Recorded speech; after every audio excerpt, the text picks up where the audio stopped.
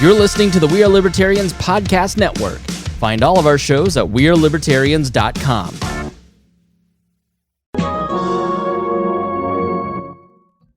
Hello, my name is Marshall Fritz. I'm with the Advocates for Self-Government, a tax-exempt educational organization headquartered in Fresno, California. The purpose of the Advocates is to present the freedom philosophy honestly and persuasively, so that opinion leaders can encounter these ideas, evaluate them, and when appropriate, embrace the ideals of self-government. To achieve this purpose, we teach communication and presentation skills to those people who are most deeply committed to the freedom philosophy, the Libertarians. The presentation you are about to hear is part of the Communicator Workshop presented to 51 Libertarians at the Advocates' 3rd Annual Summit Conference held in Los Angeles, November 13, 14, and 15, 1987. This workshop was designed and presented by David Berglund, Philip Mitchell, and Marshall Fritz. It is copyrighted. Should you wish to make copies as personal gifts for your friends, you hereby have the permission of the authors. For commercial use, please write to us at 5533 East Swift, Fresno, California, 93727. And now, let's go to the live recording at the beautiful Pacifica Hotel. Well, good evening, ladies and gentlemen. Here it is. It's 7:30. It's November the 13th, 1987. We're in the splendid Pacifica Hotel in Los Angeles, Culver City, California, at the 3rd Annual Advocates for Self-Government Summit meeting. And this year, our theme is the Communicator Workshop. One thing that you might care to know, just to have in your back of your mind, is that David Berglund, Philip Mitchell, and I, Marshall Fritz, are planning to take this on the road next spring. And if you think that this would be a nifty thing for people in your area to be able to come to, and would like to see us bring the Communicator Workshop to your area, please talk to us at some time during the program so that we can begin to talk to you and know that you'd be interested and tell you how we're going to be making those arrangements. And we will be condensing it to a day-and-a-half session, like a Friday night and all-day Saturday, or a Saturday night and all-day Sunday. And that should be big fun. When I was headed out on my last trip, speaking tour, it occurred to me that I have been now on the road. In fact, I added up recently 611 days in the 5 years since I chose to go full-time in the Libertarian movement. It was in January of '83 I decided to do that, and since then I've spent the equivalent almost now of 2 years on the road, mostly one-night stands. And one wag said, Marshall, you're earning a Ph.D. in sofa beds, and it seems to be the case. And I would like to report to you something that has become very apparent. In fact, I've met something over 4,000 Libertarians that are now in my phone book, and I've had medium to extensive conversations with probably something over 1,000 Libertarians now, had some private time with. And it's become very apparent that most Libertarians live their lives without a vision of victory for their ideas. And I don't know how that's very much fun. I don't know that at all. It seems to me that that's got to be an unfortunate or even a dismal kind of set of attitudes. There's two prevalent visions that people seem to have, visions that do not hold victory, but they are their visions. The one vision is the circle the wagons mentality. In that mentality, see how long the ammo holds out? In that mentality, they expect to be slaughtered, but they want to, bother the people on their way down, or something like that. This is particularly prevalent among conservatives who, want to hold on to whatever liberty there is that they see for at least, till they die, or maybe until through their children's lifetime. But there's a definite dismal kind of a view. Slightly better, but not greatly improved, is the flickering flame mentality. John, it's our job to keep the flickering flame of liberty alive, to pass it on to the next generation so that they can keep the flickering flame alive and pass it. It's kind of like Amway without growth. this remnant mentality.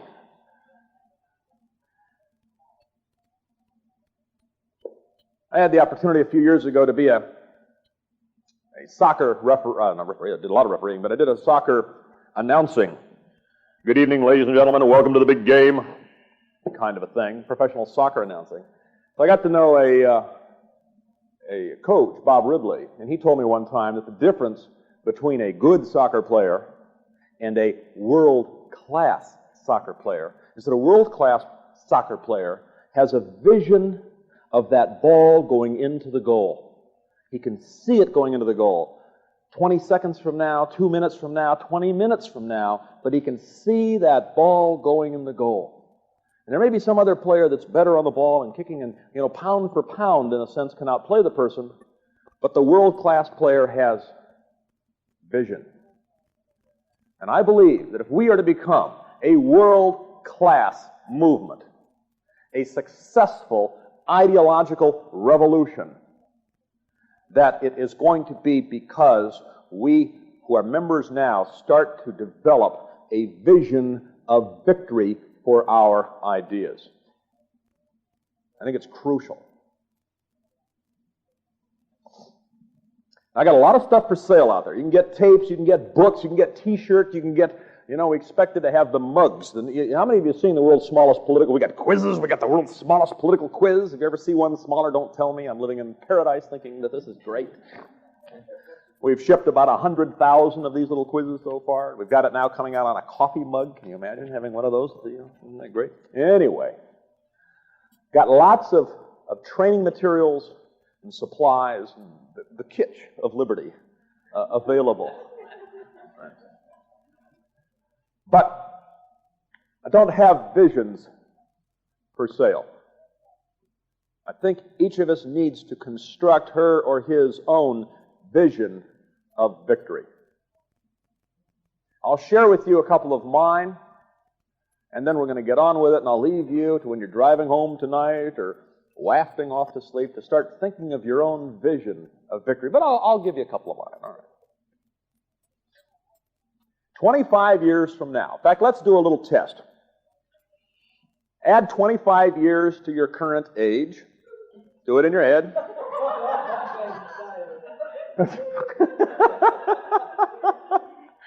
All right. Now, how many of us think that we have a pretty good shot at being alive when we're that age? May I see a show of hands? How many of us? All right. Pretty. Oh, Robbie, hold that hand up high. I'll only be 96. 2 years, Robbie celebrates his 50th wedding anniversary, and the interesting thing is that his wife's mother-in-law, that is Robbie's mom, expects to be there. She is really spry, and isn't that going to be something, right? I will get a telegram from the president if there is one for you. That'll be... All right. I think we can be victorious in 25 years.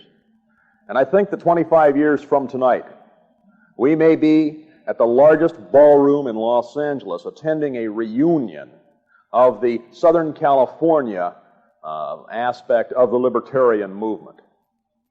There'll be about 18,000 people coming to that reception, that reunion. Huh? No, it's the largest ballroom in Los Angeles. It doesn't happen to be this ballroom, which is, third or fourth. Century Plaza, 18,000 people. Why is it a reunion and not a meeting? By the way, are we still having monthly meetings in the Libertarian movement then? No.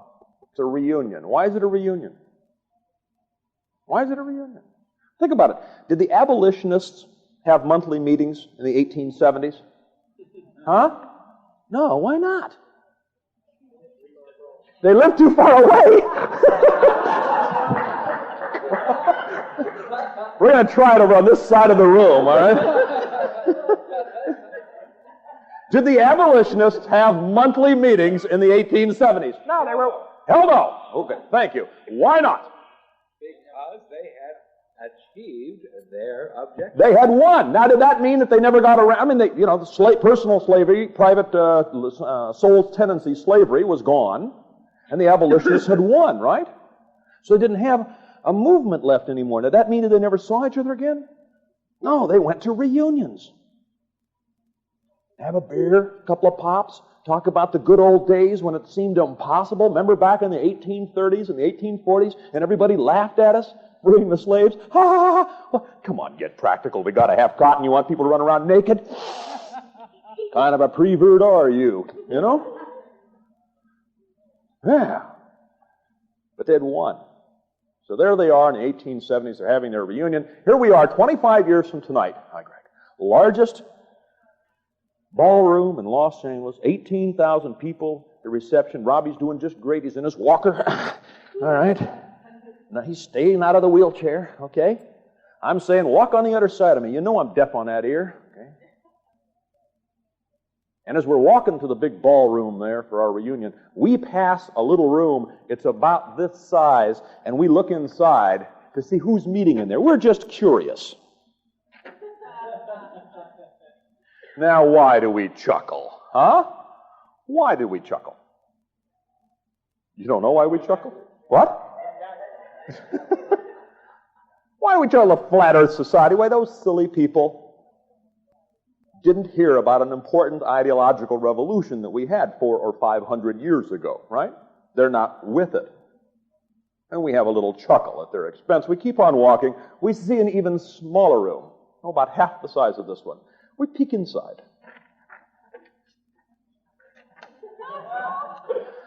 And there at the Jane Fonda Society, governs best, governs most is their motto. We see an aging Tom Hayden talking to a cast of 3 would-be Idi Amin's, FDR's, LBJ's, would-be what's, people who wish there was a state they could get their hands on. They can't be self-governors, so they've chosen to be others' governors. They can't run their own lives. They want to run yours. Right? And oh, they wish there was a state to get a hold of so that they could govern you. And my vision is we can go to the 100% position. That's my goal. If I get a blood transfusion, I want it to be 100% pure. Not some halfway between too pure and too impure, but all the way. And that's the way I view this old thing called statism. Out darn spot. But that's not the main point tonight. The point is tonight is can we achieve a major ideological victory in that amount of time? And I believe we can. I'd like to give you some ideas on how that might come about. Little review. What are we going to be talking about tonight?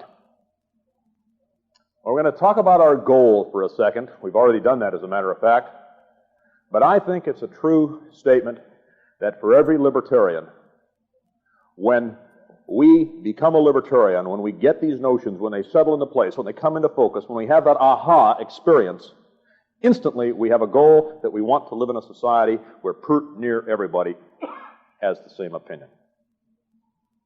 That's the goal that's out there for us.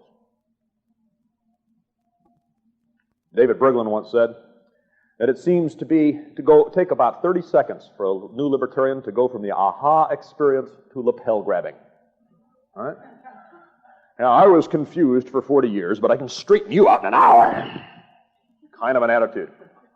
Joe Coberly, a member of the board of directors of a number of major libertarian organizations, told me once that when he first became a libertarian, in the next 6 months, he lost every friend he had ever had. By the way, somebody has just come into the room who's kind of special. We have with us tonight the organizer of the Future of Freedom Conference. May I present Dagny Sharon. All right.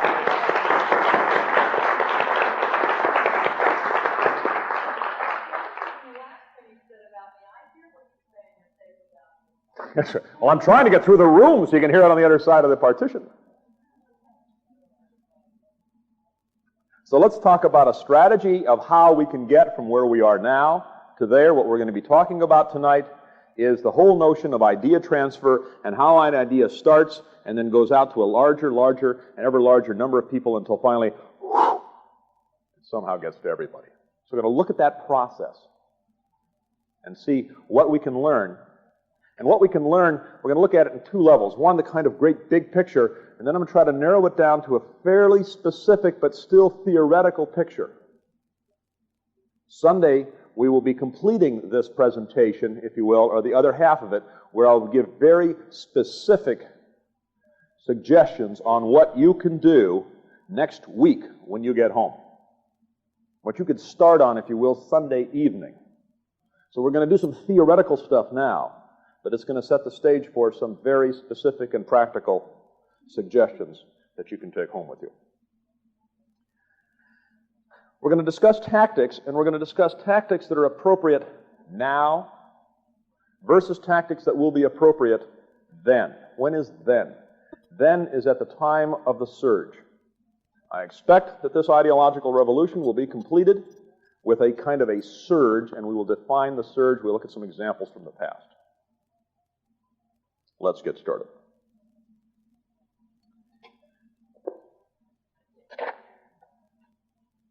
I believe we are talking about what may be the largest ideological revolution in the history of the human race. That's what we are embarked upon. And if we're going to have a sense of perspective and understand this process better, I think it behooves us to look at some other large ideological revolutions that our species has come through and see how we did last time. Okay? Right? Then we can look at ours a little bit more. So let's look at three behind-us type ideological revolutions. The first one, and one we know about from the history books, is the ending of the concept of the divine right of kings. Now, wasn't it so, Rick, that a few hundred years ago, the king could come to you and say, Rick, I want both your sons to be my warriors. I want one of your daughters to be a serving gal for the troops. And I'd like to, make it 20% of your crops to feed these folks. And of course, Rick would say, why are you going to do that, king? And the king would say, because God told me to. Oh, okay. I mean, who wanted to go up against God? That's heavy merchandise. Right? And if God is telling the king that he's supposed to do this, you better go along for it, right? For the ride. And then somehow, 250 years ago or so, some people started thinking that maybe that concept wasn't correct. Maybe there were a better set of concepts, and they left behind the divine right of kings. No longer is a person considered to be born with the right to tell you what to do. Now he has to earn it or steal it. Right? Right.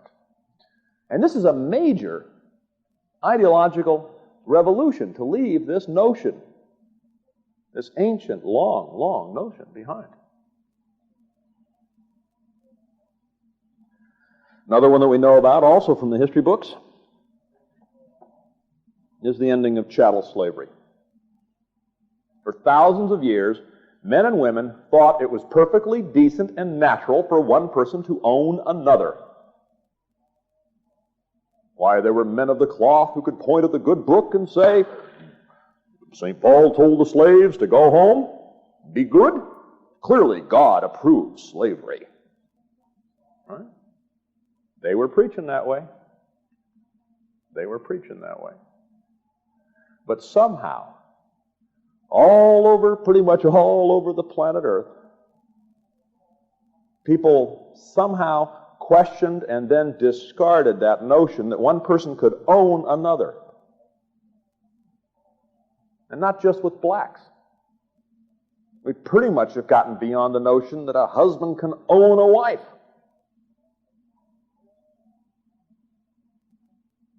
Major ideological revolution. A third one is this notion of having computers in your home.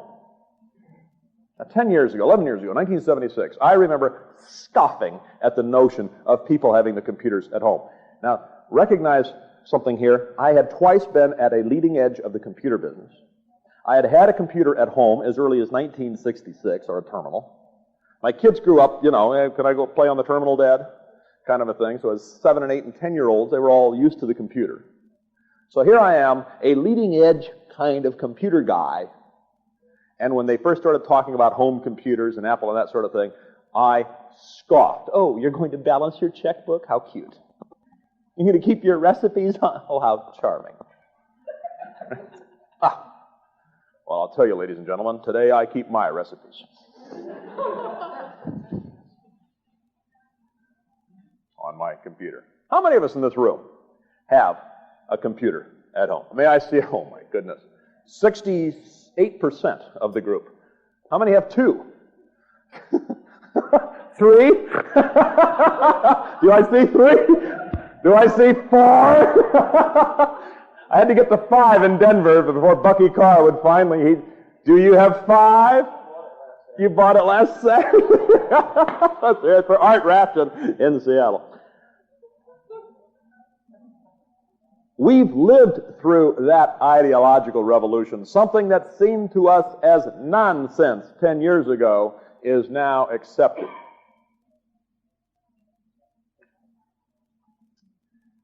Now, how does it really happen? Well, we're going to take our sociological salami slicer. Wake up. We're going to take our sociological salami slicer. Little ad for the folks in room 1222 that are bringing you all the way from Las Vegas. All righty. What we're going to do is we're going to take this idea of an idea spreading through society, and we're going to slice it up into 3 phases. In phase 1, we're going to call what are we going to call? We're going to call it the discovery phase. Phase 2, the education phase, and phase 3, the popularization phase. Phase 1, the discovery phase, is where an original thinker discovers a new idea. At some point in time, somebody came roaring out of the privy and said, "Mildred, the world is round!" And she said, "What? Round! Look, it explains everything." So somebody has that original insight. And that person looks for some abstract thinker. Who cares? Maybe Mildred said, "Oh, who cares? Let's go fishing. Let's do something else," right? And he keeps looking for someone who says, "You want to bet?" And I say, "Yeah, I want to bet," the original thinker. And old Alan and the original thinker, they get into this great big argument. And the original thinker takes him down and says, "Look at the ships and the way they come in, and they see the tops first and then the bottoms later. Now explain that one, Alan." He says, "Never noticed that before." Now there's 2. Alan turns to Greg and says, "Greg, the world is round." He's looking for another abstract thinker to have an argument with. What's the matter, Eric? Get close to home? Yep. And in fact, John Stuart Mill helped me out a little bit on this. He said a new idea goes through 3 phases: ridicule, argument, and adoption. It's my contention that we are in the middle phase now, in the education phase. I'll attempt to prove that real quickly here. How many of us in this room have ever been called argumentative? All right, just all of us, right? Except what's-his-face there says, "I'll disagree with that." Let's look at this a little more closely. Where do these original thinkers get their new ideas? Well, they don't get them out of books. It's against the rules of the new idea in the Original Thinkers Union. Best I can tell, they pop into their brains through inspiration and pondering. Boop, it's there. Beats the heck out of me. Where an original idea comes from. I got some ideas, but I don't know. Okay? Then what do? They start talking to these abstract thinkers. And the abstract thinker uses different tools to acquire the new idea. He uses logic and reason and books and lectures. It's Friday night in Los Angeles, California. By almost everybody's standards, one of the most exciting towns in the world. And Friday night, the big fun night of them all, right? Right. And where are you? You've all chosen to attend a lecture on political economy and that kind of stuff. Right? Abstract, and I'm glad you did. I chose to be here too. But we happen to be abstract thinkers in this area. Phase 3, the popularization phase, is where the concrete thinkers grab onto the idea. And the point we're making at this point is that the concrete thinkers use different tools to acquire the new ideas. They use a different approach to evaluate and to adopt the new idea than do the abstract thinkers. Their tools are testimony and osmosis. I'll give you an example. I happen to be a concrete thinker in the area of astrophysics. And in fact, even though my eyes tell me that the sun travels around the earth, I happen to believe that the earth travels around the sun. Now, why do I believe that? It's very simple. My mommy said so. My daddy said so. The World Book Encyclopedia said so. Sister Mary Holy said so in the 4th grade when I completed my studies of astrophysics. People that had lied to me about Santa Claus, no youngsters in the room, right? People who had lied to me at one level about Santa Claus, I took as being authority figures, and when they testified that the earth goes around the sun, I believed it, and I still do, even though I can't necessarily prove it too well. And osmosis. And you just don't hear any songs. Love makes the world go flat. Ground.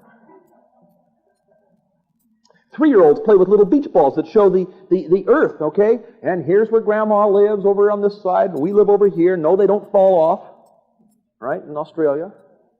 Okay? But a 3-year-old grows up knowing that the earth is round. Never has to battle it out intellectually. It just kind of now gets programmed. It's almost like genetic almost in the territory. Almost. Now let's apply time to this process and see what's happening here. John, do you have a pen?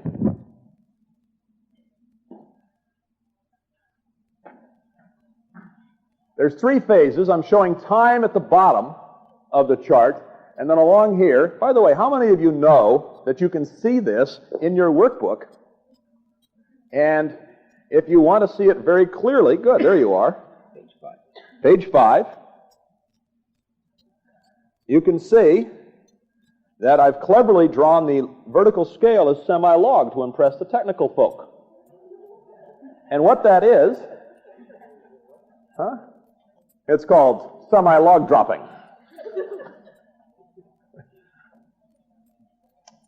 And what we have along the vertical scales, we're measuring the number of people who have adopted the new idea.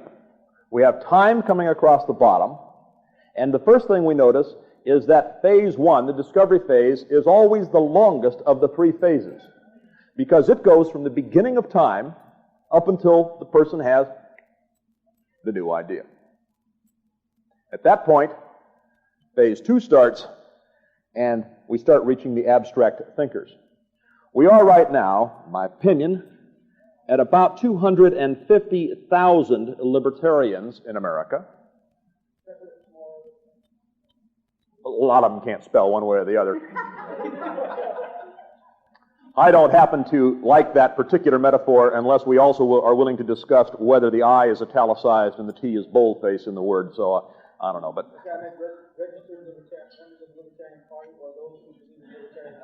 those that believe in libertarian ideals and use that word about themselves to some degree is my guess. It's around 250,000. The members of the Libertarian Party would be somewhere between 6,000 and 10,000, depending on how we want to count that. Okay? So, we counted registered libertarians with, state of California, American Kennel Society, and other places where they go to register. It's probably about 90 to 100,000, that have registered themselves that way. So we have about 250,000 libertarians, and the things that the social scientists tell us is that we get into this popularization phase somehow when we reach around, some say, 2% of society. That is, when you've reached 2%, you have enough of the opinion leaders that the idea has taken on a life of its own almost, and it no longer has to be pampered and nudged and wet-nursed by its originators. And in fact, as people say, it is an idea whose... And in fact, you notice something interesting? That aspect of information transfer or idea transfer has become popularized, or you couldn't have said that like that. All right, so we all know something about this whole thing already. A funny thing happens, though, on the way to the successful completion of an ideological revolution. When the idea seems to be approaching that point at which its time has come, the people who profit from the status quo, who don't wish to see change because it may cut into their profits, try to figure out how to stop the new idea. And of course, the best way that most people can figure out how to stop a new idea is to kill the people who hold it. Right? Death to the infidels, you know? If you keep thinking the world is round, we've got to kill you. Or whatever it happens to be. So, and their objective, these George III's kinds of mentality, their objective is to take the ideological revolution on a little bloop, drop. Now, we libertarians are fairly aware that when the government attempts to do X, what happens? Y. Or at least not X. Frequently the opposite of X. And the same thing happens. When the government starts stomping, when they kill you for your ideas, your son who wasn't that interested, your brother-in-law who didn't even care for you that much, your widow, your mom, all of a sudden 4, 5, maybe 15 more people get real excited and become active libertarians. May not read all the fancy books that Dr. Ritchie read, but they're going to be just as active. And what happens is, as a reaction to stupid government attempts to squash the new idea, instead of growing in a natural way, the new idea goes through a surge, or it just flows. I'd like to give some examples of surges. Let's look at 3.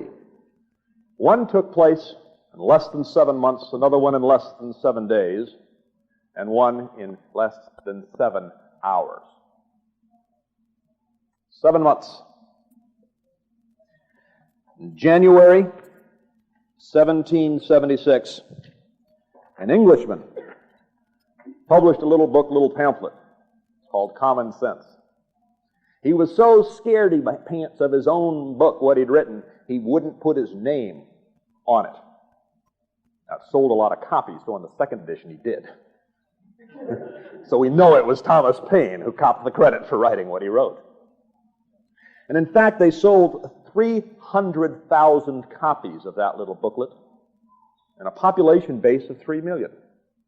That would be the equivalent of having 24 million copies of some book today, you know, like Restoring the American Dream. To pick a title.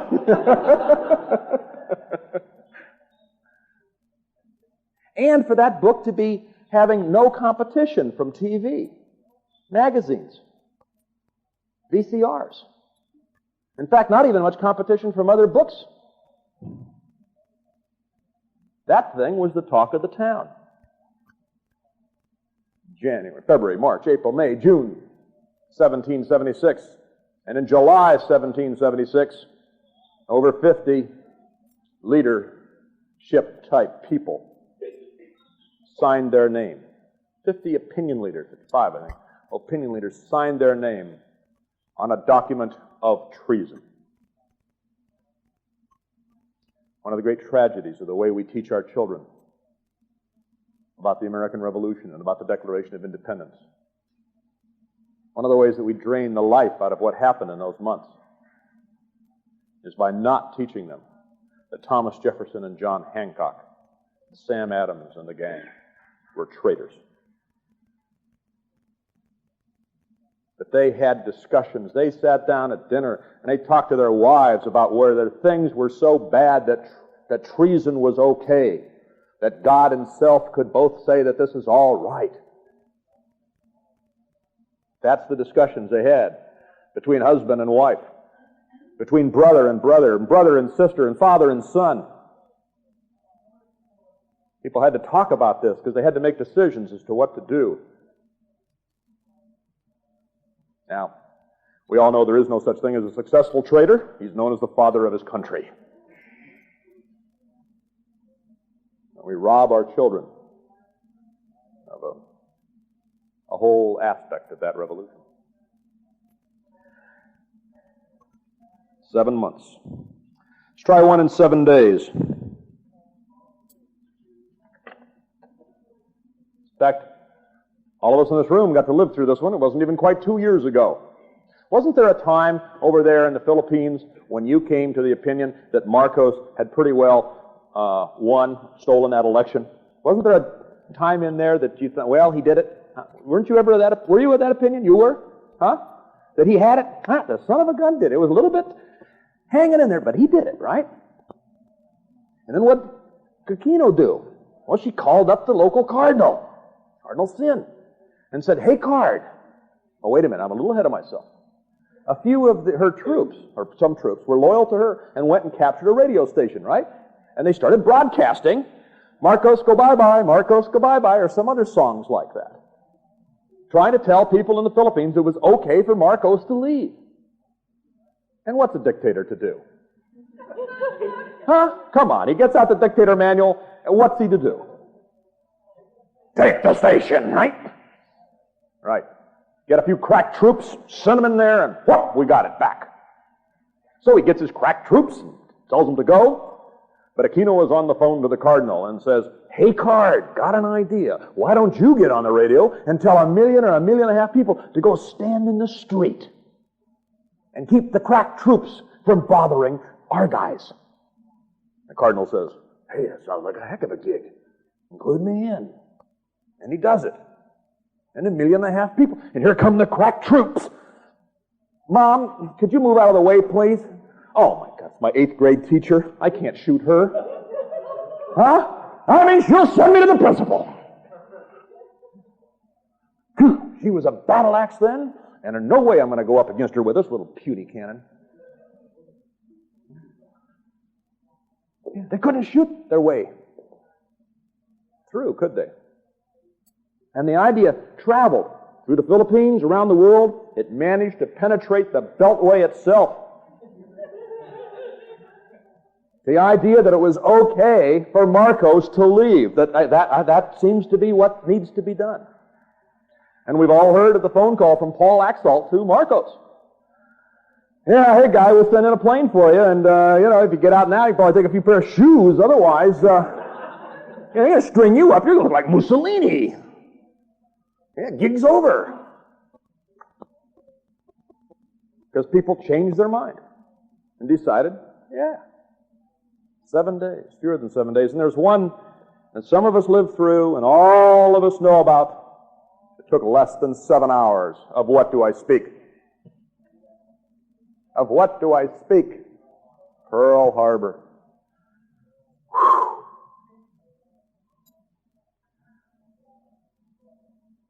11 a.m., New York time. You go door to door with a little survey. Hi, how many people here in the house want to kill Japanese? And the people in the house, why, nobody. We're all busy today. I mean, we're planning to wash the dog. Just all tied up, sorry. And what if you'd gone out 7 hours later? What if you got out at 6 p.m. New York time? Hi, how many people want to kill Japanese? Well, everybody wants to, but Grandma can't. She's in a wheelchair. Now, I'm not saying it's good to kill Japanese. And I'm certainly not trying to say anything pleasant about FDR. Talk about being prepared for your surge. I don't know how many weeks they've been working on the Day of Infamy speech, but it was there. It was ready, right? Go. Now, what I'm talking about is ideas can travel, massive ideas can travel through societies very, very quickly, given dumb actions by particularly government workers. Now, the markings on there are deliberate. We'll get to an explanation. This is not some transparency that I forgot to clean off. They're there for a reason. We're going to start to narrow our focus. We've been talking about the big picture a little bit, but now we've got to start to narrow our focus to try to get an attitude of what sort of tactics are appropriate for us libertarians today versus the kinds of tactics that we want to be using 20 or 25 years from now whenever the surge happens. And I think that they're very different. It's kind of like surfing. What do you need to do first? Build or buy a surfboard. Then you catch a wave. But first, you get a surfboard.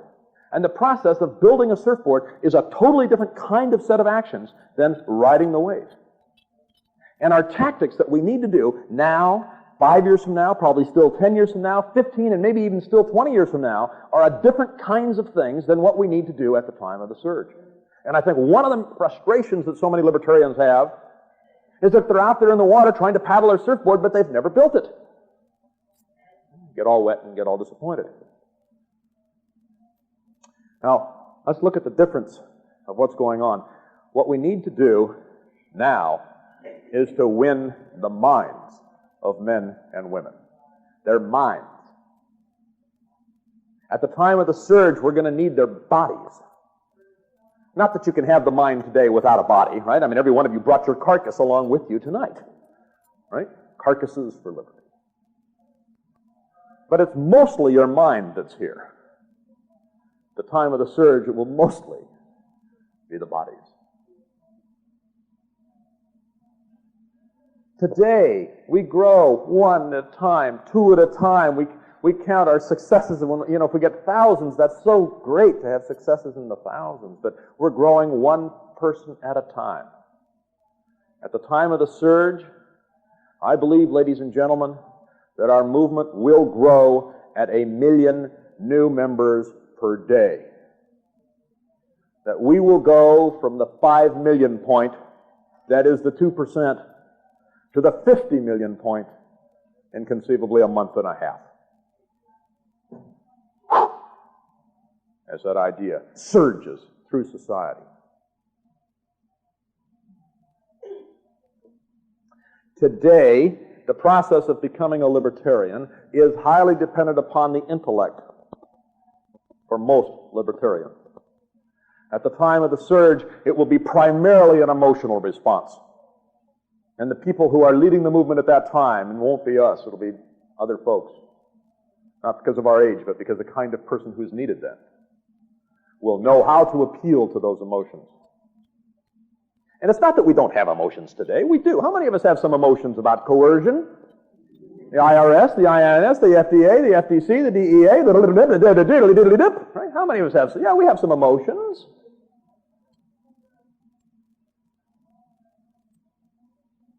Something I learned from Kevin Cullinane. He'll be back. Kevin has heard this presentation. And I said, be sure you're back for David's. And he will be. Something I learned from Kevin Cullinane, the founder of Freedom Country in Campobello, South Carolina, and the inheritor of Bob LaFay's great Freedom School. It's the difference between reflective and reactive thinking. And I think it helps us to know a little bit about the tactics that we need today. I mean, right over to what we were talking about earlier with David's comment about the lapel grabbing. Reactive thinking is thinking that you do without thinking about it. Where reflective thinking is kind of like pondering. An example, let's say I go into Medea. Now, am I going to start to reflect on the nature of pain? No, not if I'm the kind of person who's going to survive on this planet. If that should happen to me, it's a reactive thinking process. That afternoon, I may sit there with my hand in a bucket of ice water and reflect on the nature of pain. Without pain, I would hurt myself very badly. I would probably kill myself. God, thank you for this good pain that helps me from hurting myself. I appreciate it. I'm trying to be sincere. God, thank you. As I would ponder and reflect on the nature of pain.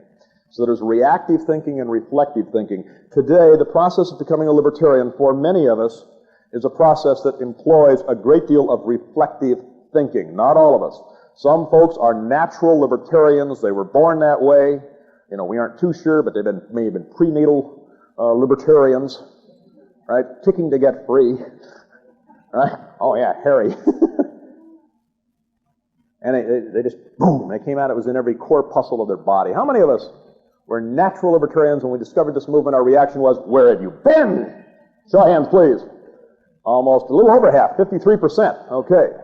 And how many of us were acquired libertarians? We had to acquire the notions one at a time, the hard way, and get rid of the old ideas. Come on, a little show of hands. Okay, about a third of the group.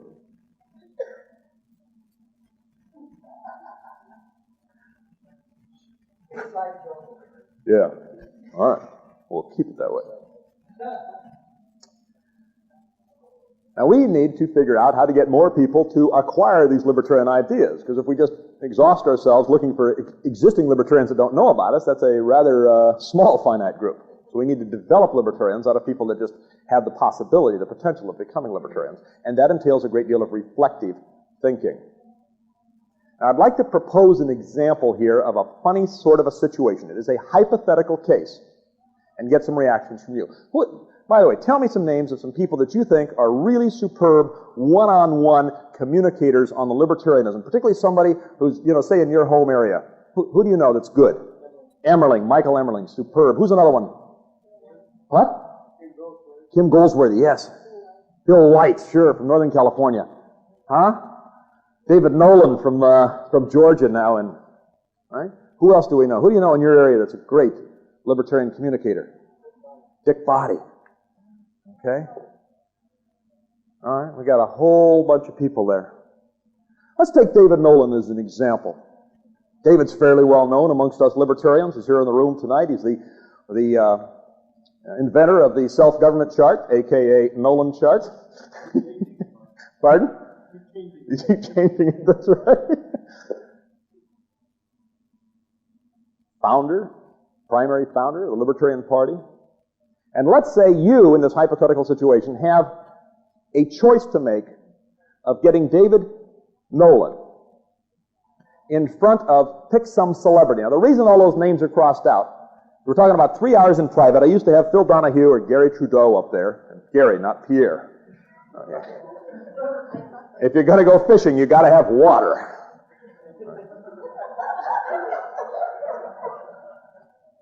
And then somebody complained about Donahue and somebody else complained about Trudeau, so I put Winfrey up there and said, okay, well, yeah, we'll use Oprah Winfrey, okay? And then somebody said, well, they didn't think that she could become a libertarian, so I put Tom Selleck. Somebody didn't want him in the movement, so we had to cross him out. And I get into these blasted arguments about which celebrity to get, and that's not the point.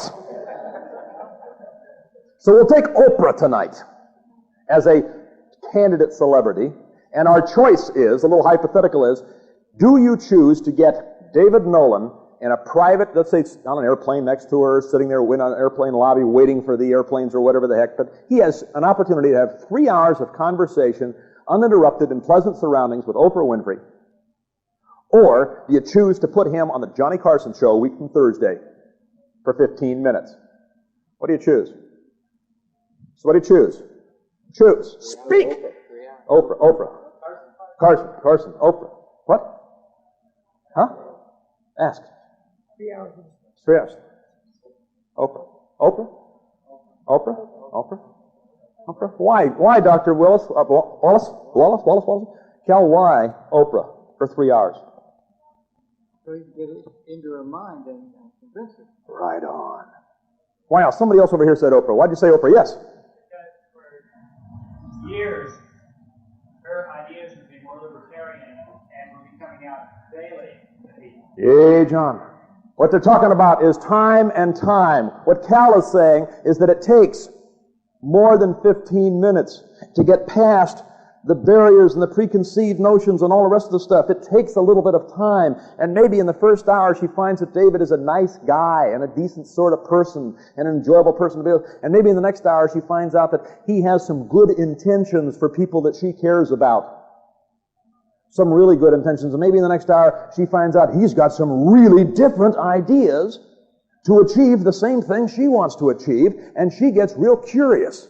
And by the time she's getting off the plane with David, she says, what do I do next? And he's saying, well, you could go to the Fee for a week, Or you go down to Kevin Cullinane or Cato for a week. You could read a book. I could get the advocates to send you an information kit. Right? I think I've got a copy of Restoring the American Dream, and if not, I know a guy who'll mail you one. Oprah? And the wicked president was Mark. That's right. Hey, all laugh. Bobby Gentry became a libertarian because somebody spotted her in a meeting. Sick me on her. I spent 12 hours with that gal, answering her questions and all that sort of a thing, and she is a libertarian. Gave a 4-figure contribution or more to the cause. So, they can be had. That's not just on a novel and John Galt goes out and does it in 3 hours or 30 minutes, however quick he was. But it can be done. Time, Dr. Wallace says, is what it takes. And time is what John Graham says, to have leverage, because for the next 20 years, she's going to select the guests on her shows differently, and she's going to treat them differently. I understand that this rent control has destroyed housing for the poor, and you didn't mean that, but isn't that what really happened, sir?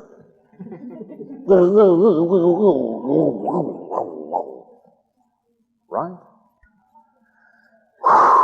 It's the time of the surge. The fit is hitting the shan. It's 21 years from now, and you've got your choice: 3 hours with Oprah Winfrey or 15 minutes on the Johnny Carson Geriatric Show and David Nolan. Which do you choose? Carson, why? You got the numbers leverage now. Yeah.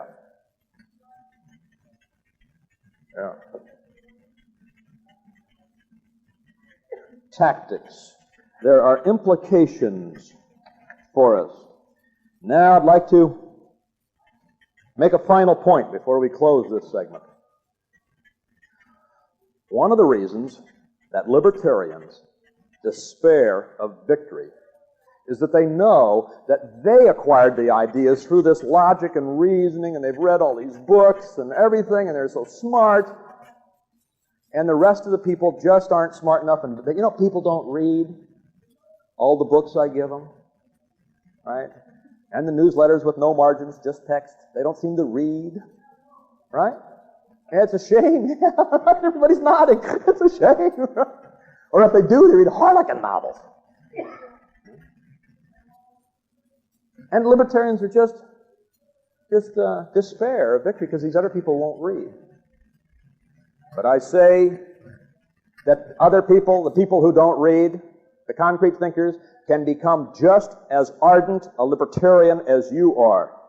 They will arrive at that belief from a different route, but they will hold the idea as strongly as you do, Russ.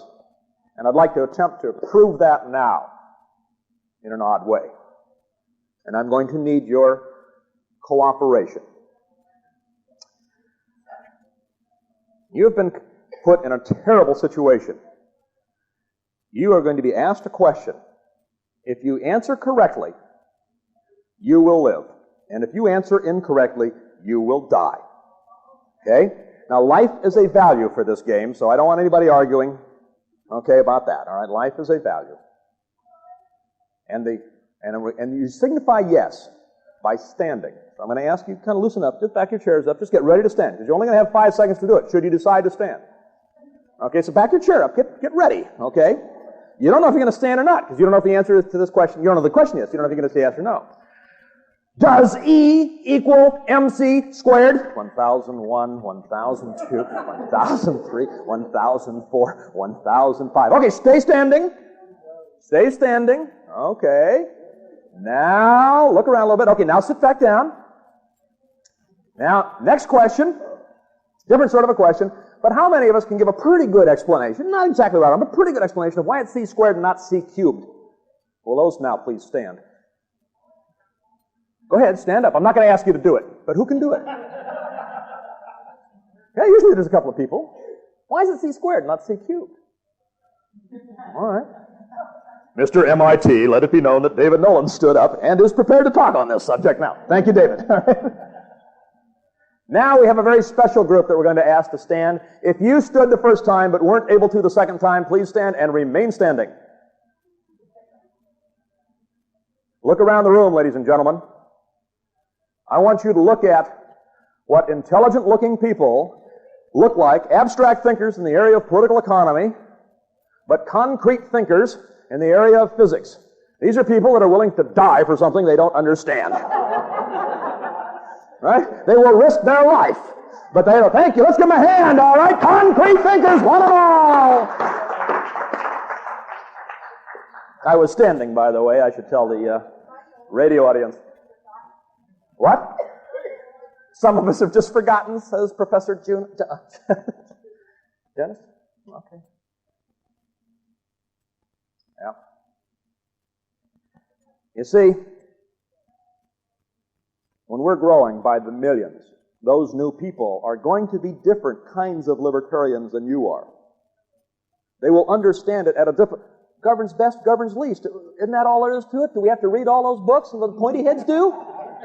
Come on, let's go! Oh, we will get whatever it happens to be, right? Let's go non-violent the heck out of those people. All right? And that's what it's going to take. That's what it's going to be. Now, our job is not to reach those people. Our job in the libertarian, it's like slowing down a big airplane or one of these fast airplanes, the fighter jets. First, there's a little spring that goes whoop, and it kicks out a little parachute about this big, 18 inches across. Now, is it the job of that parachute to slow down the airplane? No. What's the job of that parachute? Pull out the next parachute. And that parachute slows down the airplane. We're the little parachute. Now, maybe Mises or somebody smart like that was the spring that kicked, got us going. Who knows, Rand? I don't know who your spring was. But you're part of the little parachute. But it's not your job to take this thing to hundreds of millions. It's your job to take it to the 2%. It's your job to reach the opinion leaders, the teachers, the journalists, the entertainers, the clergy, people that are professional communicators. It's your job to take the libertarian movement from 250,000 to 5 million. That's, you divide it out, it's approximately 23 each. Yeah. And we're going to give you 23 years, okay, to get the job done. That isn't that hard. And it's even easier than that. The first time you get one, you tell him, now you go get 11 more. You cut your problem in half, and you can do a little Amway action on this thing. Right? It's not that big a job. And once we've got it to 2 million, they'll take it. Bobby will write some song. The Laverne and Shirley show will be pro-market, pro-freedom. The L word will be all over the place. It was on Jeopardy the other night. Who all saw it?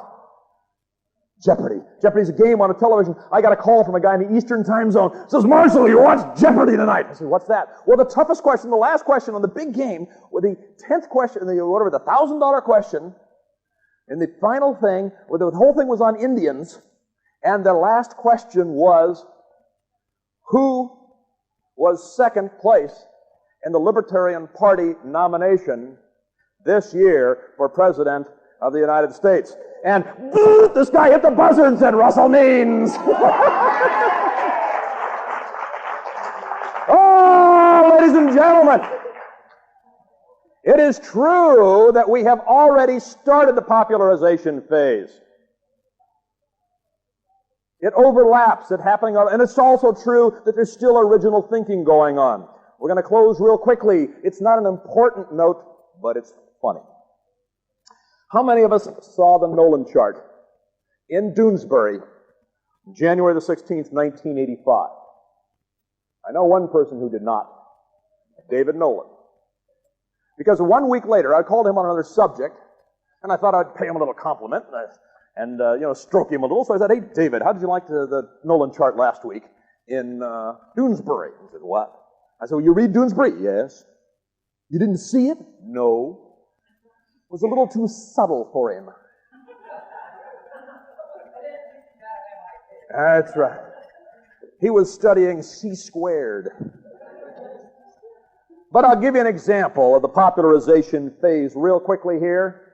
Doonesbury, the situation is that Duke, who has set up a medical school down in the islands, is talking to Dr. Janata, Dr. Janata has proposed a heart transplant, a breakthrough. He is going to transplant the heart of a liberal into the body of a conservative. There was a letter to the editor of the Fresno Bee. This is medically infeasible. There's not enough room. Right, Dr. Wallace? That's... Duke says, Janata, why the hell would you want to stick a liberal ticker into a sick conservative? Well, social engineering has always been a passion of mine, Duke. I love the idea of taking two ideologies, one of them philosophically anemic, the other morally bereft, and by using them together, create a whole new order of political animal. Listen, Sylvia, what I hope to get is a compassionate pragmatist, a man who operates from a hybrid sensibility of enlightened self-interest. Huh? How's that, Hugh? Hot, hot, hot. All right. Now he's got 3 of the 4 quadrants described. The liberals have some problems. The conservatives have some other problems. The libertarians, hey, we got some good stuff here.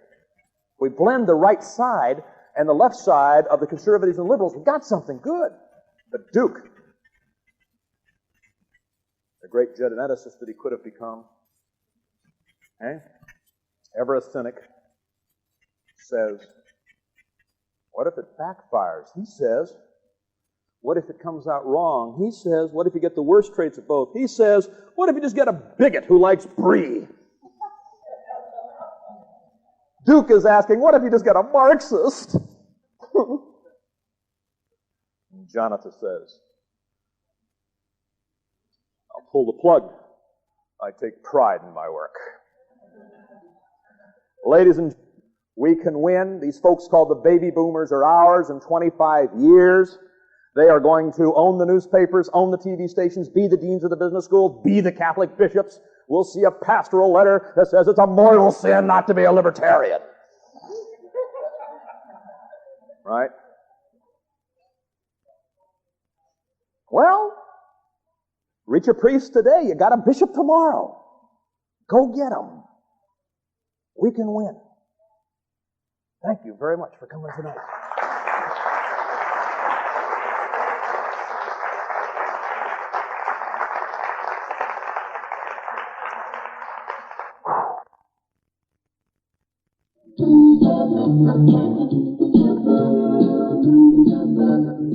Thank you for listening to our presentation. If you would like a catalog of training tools and materials to help you gain confidence as a communicator of the freedom philosophy, please write or call. You can reach the Advocates toll-free at 800-932-1776, or in California, please call 209-292-1776. Or you may write to us at 5533 East Swift, Fresno, California, 93727. All contributions to the Advocates are tax-deductible. This recording was made by Jim Turney of Liberty Audio, Richmond, Virginia, and David Robison of the Advocates, Fresno. This is Marshall Fritz, and I'd like to end this tape with a quotation from Bernard Baruch. The ability to express an idea is well nigh as important as the idea itself. Thank you.